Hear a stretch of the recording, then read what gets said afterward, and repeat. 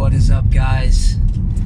Just wanted to give you a little update. I'm just on my way to my Brazilian Jiu-Jitsu class, and I've been out of training for like the last 4 weeks because I blew out my Achilles tendon. Really bad injury, but it's slowly coming back. I'm having a private lesson today, then next week I'm having a private, and then I'll probably take maybe another couple of weeks off and then go back full bore into the class.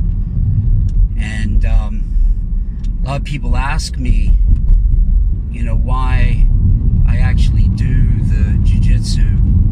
And I'm 62. I've done a little bit of it before. Most of the martial arts stuff that I did before was more like Filipino Kali, Jeet Kune Do, Western boxing, kickboxing, a lot of self-defense stuff. And I've done some ground stuff, but I never really got into Brazilian Jiu-Jitsu in a way to like go through the gradings and stuff. I trained a little bit in it, and I took more of the Brazilian Jiu-Jitsu for the basic positions if you ended up on the ground in a street fight, which is a really kind of cool thing to do. So you might ask what this has to do with music, but it's very prevalent because a lot of my students who come to study with me, they're not professional musicians, meaning that they do not rely on making a living from being a bass player. And the thing is that a lot of these guys sometimes just lose the motivation to want to better themselves, especially if they're getting a bit older. Like I said, I made this decision probably about 7 months ago to get into this jiu-jitsu, mainly for health. I'm 62 years old. I'm in my studio all day long. I mean, I'm talking like 12 to 14 hour days, 6 days a week. And that's unhealthy. So, I do a little bit of running, and I always have done, a little bit of body weight exercises, but the Brazilian Jiu-Jitsu thing is hardcore, and it's really good fitness. That's what I get out of it the most, is the fitness element. Although I'm addicted to the actual strategies and the game of Brazilian Jiu-Jitsu. It fascinates me, all the intricacies. It's much like music. It's much like improvising, because you can't fake it, and you have to do it in real time, and you have to do it against a resisting opponent. So it's hard, and a lot of my friends and family say to me, why do you do this? Like, you don't really need to do this. You could just like join a gym or something. But for me, it's the idea that I'm intrigued and I actually like what I'm doing. There's a saying in jiu-jitsu that goes, you can't teach heart.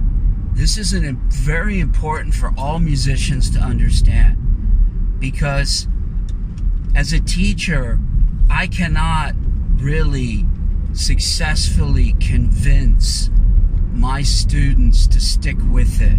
I mean, I try to encourage all my people, and I try to be very inspirational and motivational. I'm big on that. But the bottom line is that if you don't have the desire to do it, I talk about this in my practice book, you have to have the actual burning desire to be good. And if you don't have that, then you're going to be kind of in a hard place to improve, and also for any longevity, because going back to the jiu-jitsu analogy, what all these guys do, and the school that I'm involved with is a very good place. I did my research, and I know enough about Brazilian Jiu-Jitsu to understand who the good guys are and who the bad guys are. And they're one of the leading teams in the UK for competitions. But my aspiration is not to get involved in a competition. they've already tried to encourage me to get into some of these, because you can compete at all levels, and I'm just a white belt. So, but the thing about it is that I'll never do that. Probably, maybe I'll do it. Maybe one day. Maybe there'll be something where I'll think, oh, okay, I'll try that. Give that a try. But that's not my aspiration. Where a lot of guys, it is. The minute they join, they go, wow, I can't wait to get into that competition. To me, it's the competition is with myself, and it's every day and every week that goes by that I train, and how I see I'm getting better at the game. And and it's good for fitness, and there's some really good self-defense elements of Brazilian Jiu-Jitsu if you end up on the ground in a street fight. So not that I end up getting in any fights, because I don't, but the point is that it's just being prepared in advance. It's better than having nothing. So that's kind of a cool thing. And the other thing that you want to sort of understand about your own self-assessment and progress is the idea to understand the definition between what a factual sort of statement is versus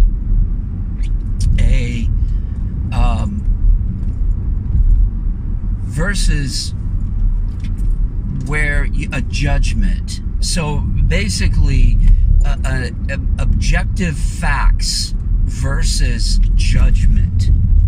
This is serious. Here's why. Because when people realize they can't do something, they get depressed. And they want to feel as though they're doing something. This is why a lot of teachers who teach where their students are awesome all the time, be very wary of these guys if you're studying with anybody like that, because the only one who wins is them, and in the fact that they keep getting paid from you coming back and back. And most teachers teach that way because they want their students to feel uplifted and that they're doing really well, so they'll rebook a lesson.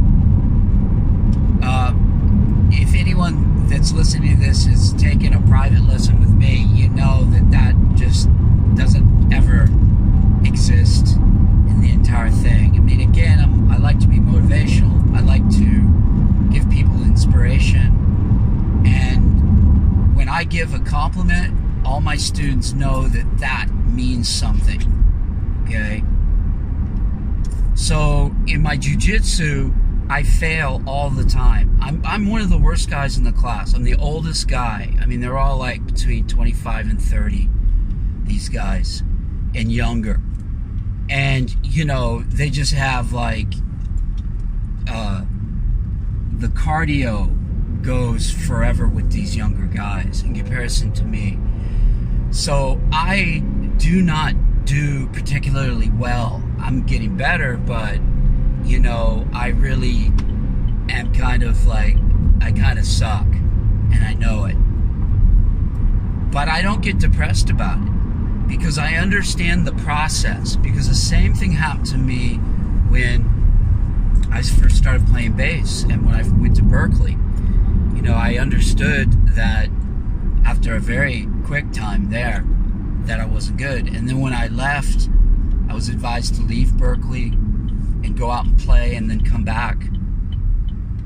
And when I left and I started working professionally and started working with guys who had real skills, and I was very lucky. I've always been exposed to that side of the music industry.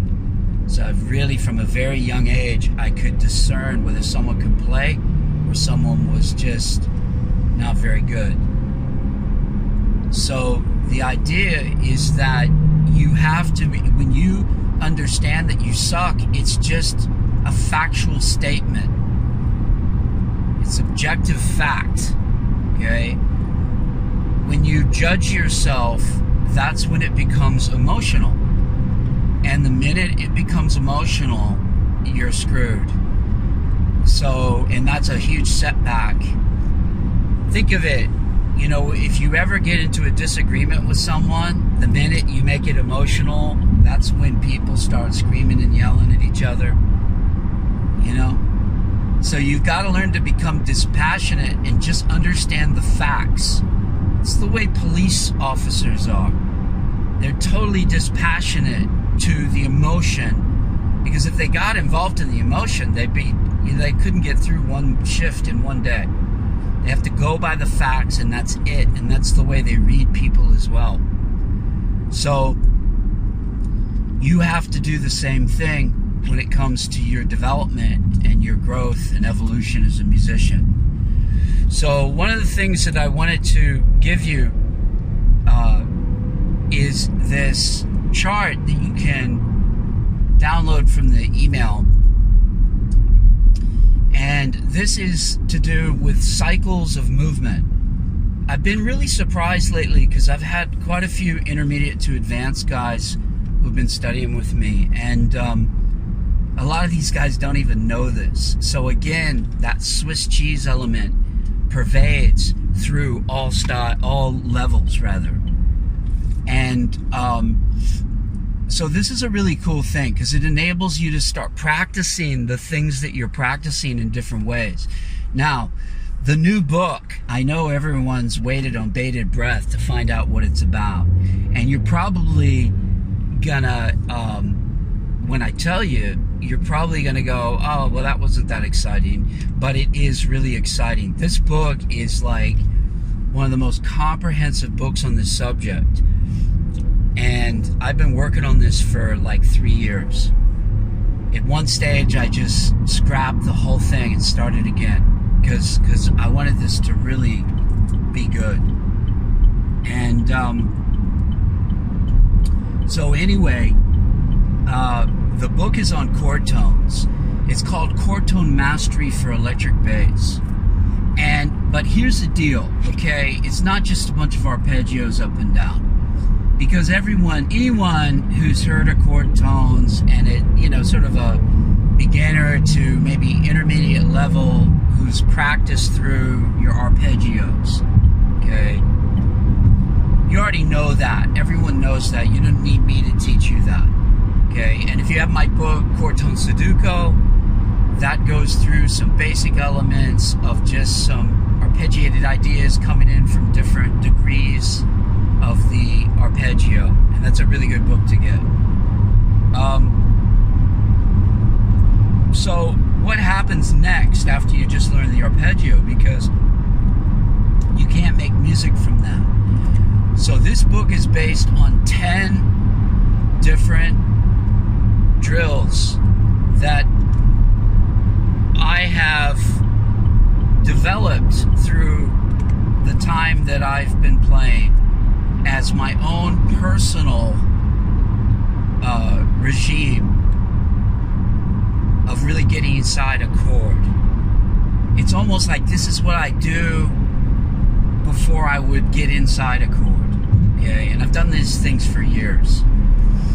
So I don't really practice them that much anymore, but some of it I do.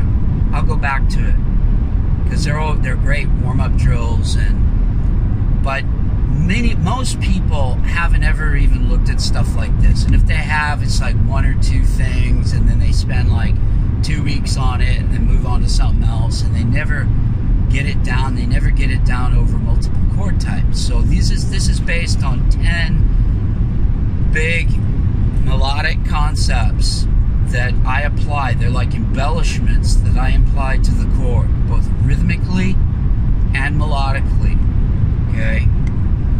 And it's over 9 different chord types, which is the minor 7, the dominant 7th, the major 7, minor 7 flat 5, dominant 7 flat 9, minor major, major 7 sharp 5, and dominant 7 sharp 5. Some people might say, what happened to major 7 flat 5 and dominant 7 flat 5? It's exactly synonymous with the major 7 sharp 5 and the dominant 7 sharp 5. There's no difference between those chords. It's far as what you would play, now you might see that on a chart, so you'd have to understand that. But those are synonymous with that. So those are the big 9 chord types that we have. I usually, in the beginning stages, even intermediate stages of my teaching, I will only take people through the first 6. So if you're on my 2-year bass mastery course, or you've seen some of my other stuff, you might not sort of say, and oh, there's one more in there that I left out, which is the dominant 7 sus4. Okay, so that gives you 9, and the dominant 7 sus4 just often substitutes for the straight dominant chord. And you'll really kind of see that from the end of what's in a tune, what's in a song. You know, it's not really something that you'd think about, oh, I'll substitute this dominant 7 sus4 sound as an improvisation thing, because really it's a lot of the same ideas that you would play over a straight dominant chord. But when it is specifically a dominant 7 sus4, you got to understand that the 4th replaces the 3rd, and then you got to also understand that the 3rd becomes a tension, which is called tension 17, okay, or tension 10. A lot of people just call it tension 10. It's easier because it's just a 3rd up an octave. Okay. So the idea with this is that when you look at learning chords, people always say to me, how do you apply things so I can play things over tunes? Well, look at the bare basics of what a song is based on. Any tune is based on chords, one chord moving to another one, unless you just have a song with one chord, and then you're just dealing with a static chord. Most people can kind of get their way around one chord to some degree. A lot of times, guys who are like intermediate players who have kind of figured out a few little things they can play over static chords, after 2 or 3 choruses of them playing, their lines get boring, because there's ways of really developing your static playing by superimposing a whole bunch of different changes over the one chord. That's something that I'll be talking about in my advanced courses. It's coming up probably starting in October. So, but the deal is that how do you practice your chords? Well, you want to practice them going from one chord to the next. The same chord and then different chords. That's everything. It always surprises me when people go, how do you apply this? You know, I mean, I'm practicing a load of this stuff, but I don't know how to apply it. But that is the application, because look at a tune. Okay, now, it does come into it that whether you understand harmony, because if you don't understand harmony, then you won't be able to figure out and blueprint the chord progression that you're working on. Okay, and that's where my Functional Harmonic Concepts book comes in. Okay, that's where you want to get that bad boy, because that is literally one of the most comprehensive books out, if not the most comprehensive book on functional harmony in the world. Okay, you might think I'm a bit like blowing my trumpet and thinking I'm a bit egotistical, but guys, this is what I do for a living. I've done it for a long time, and also I've seen everything on the market. And there's so many holes and so many things that are out there. So this book, from beginning to end, is really just insane for understanding harmony. And that's what you got to do if you're going to understand playing over a tune. Even the simplest of tunes, you've got to understand it. So with these cycles of movement, if you look at the sheet, you want to, open that sheet up while you're listening to this. You'll see the first cycle is a cycle of fourths. If you go clockwise, it's fourths. If you go anti-clockwise, it's going to be fifths. Okay? And then you'll see right next to it the cycle of minor thirds. Again, clockwise goes down,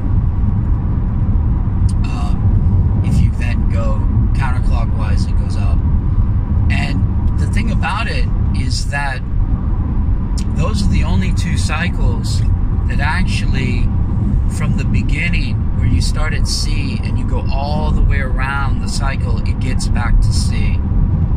So that contains all 12 points of the chromatic scale. And then if you look at that and you say, well, how do I use that? Well, let's take a chord, a minor 7 chord, and you play that through the cycle of fourths. Okay, and many people do that. They've got that far, but then that's where it ends. So then if you say, okay, let me play it through the cycle of descending minor seconds, their whole world opens up. Or the cycle of ascending minor seconds. All of a sudden, everything that they got programmed to do by learning their stuff just through the cycle of fourths goes completely out the window, because they haven't seen that motion before. They're not familiar with it, okay? So then, if you then look at the next one down, this is 2 cycles of major seconds, okay? Now, what happens with the cycles of major seconds is that it becomes like a hexagon, because there's only 6 points before it repeats back to the root of where you started. Okay, so if I go C, then down to B flat, then down to A flat, then down to F sharp, then down to E, then down to D, and then back to C, that's 6 points. So then I got to start that again from B, and then do the next 6. So you have 2 segments there that you can go in and out of. So you could transition from one of those major second cycles to the next if you wanted to. You then have the little half-step movement in there to do that. So that's pretty cool. So then next to that, we have the minor thirds. So notice how this is moving with the intervals, okay? You get the minor thirds. So we have 3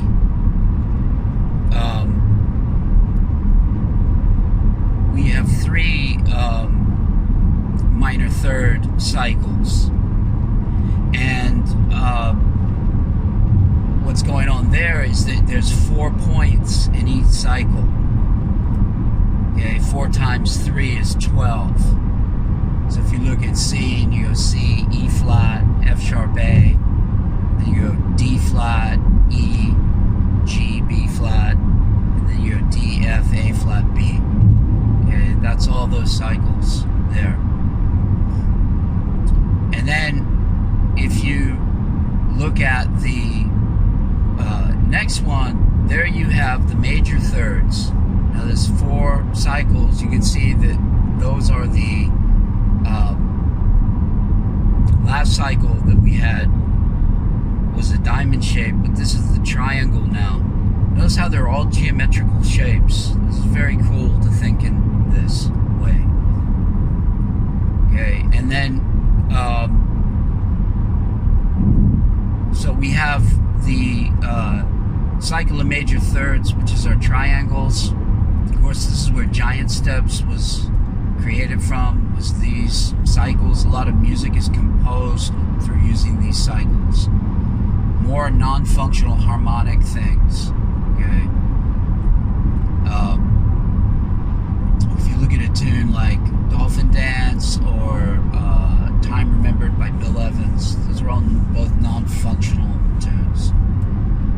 Okay, so there we have the 4 cycles of the major thirds. So, you got C, E, A flat, and you move that up to D flat, you've got F, you've got A, then you move that up to D, F sharp, B flat,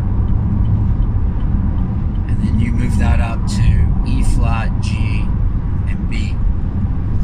Okay, and that last one is what giant steps, that's the cycle giant steps use. The E flat, G, and B. Okay. So that's those. So if you then look at the next one, this is 6 cycles of straight lines, and this is the This is the tritones. So 6 cycles of tritones. Okay. And so what happens is that, you know, you've got like C goes to F sharp, then it moves up to D flat to G, then D to A flat, then E flat to A, then E to B flat, then F to B, and then you're back to F sharp. Okay, so F sharp, tritone up is C. So that's where it comes if there's 6, but they invert. Okay, so those are 6 straight lines. So what I want you to do is start incorporating these cycles into your practice. You'll never get bored. You know, you have to look at it. A lot of people look, oh man, it's just so much to learn. It's like so much to comprehend and take in. No, you'll never get bored, man. And you'll also learn how to put this stuff together. This is how it's put together. This is how you got to work your stuff out. Okay, this is the true application. So I want you to get this together. I'm going to send you some more stuff, man. You know, like this book is going to come out next week, and only people on my list are going to get it for a really, really cool price. And then it goes straight to the full price. This offer isn't going to be long. And so I'm going to send you some more stuff tomorrow. So I want you to kind of look at this, and I hope that you got something out of that practice schedule thing that I sent. That's very cool. And I will check you out tomorrow. So as always, you know, make sure that you are, you know, working hard, practicing smart. Okay, take care. Bye.